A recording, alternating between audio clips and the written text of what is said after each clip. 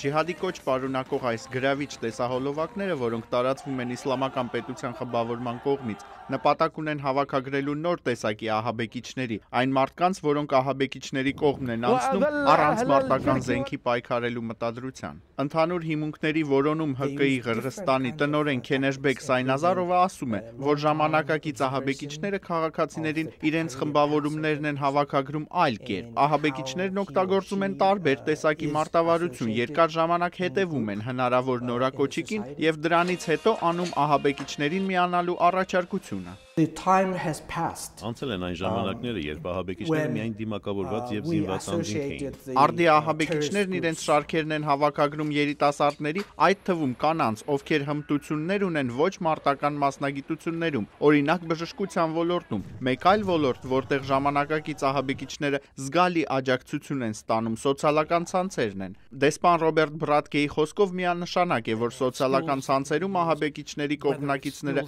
լայն գործունեություն են ծավալում։ Նրանք կարող են ունենալ անհրաժեշտ հմտություններ, այդ թվում թե սոցիալական ցանցերի հետ աշխատանքի, թե տեխնիկական սարքավորումների վերանորոգման հմտություններ։ Նաև կարող են տիրապետել գիտելիքների բժշկական կամ այլ ոլորտներում։ Դեռևս պարզ չէ, թե նոր տեսակի ոչ մարտական քանի ահաբեկիչ է միացել իսլամական պետություն խմբավորմանը։ Ամերիկյան հետախուզական ծառայությունների հաղորդմամբ, սակայն, այդ թիվը կարող է բավականին զգալի լինել։ Ջեֆ Սելդին, Արման Թարջիմանյան, Ամերիկայի ձայն, Վաշինգտոնից։